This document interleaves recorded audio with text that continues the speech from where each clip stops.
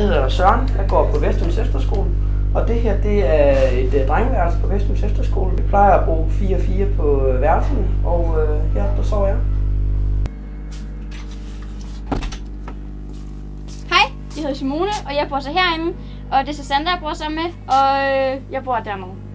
Vi bor 3 herinde, og det er rigtig hyggeligt.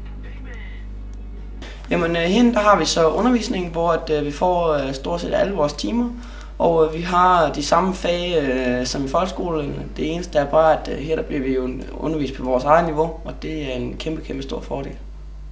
På skolen der har vi en rigtig lækker idrætshal, og der bruger vi også rigtig mange af vores gymnastiktimer. På skolen der får vi en rigtig masse venskaber og en hel masse tætte kammerater, ligesom bedste ven.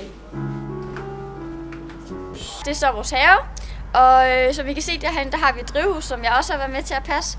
Og vi har en æbleplantage, og det her det er så vores elskede traktor, vores John Deere. Det her det er så vores køer, og vi har altid køer på skolen, og de får gerne et par kalve om året, som vi føder op og slagter efter et års tid.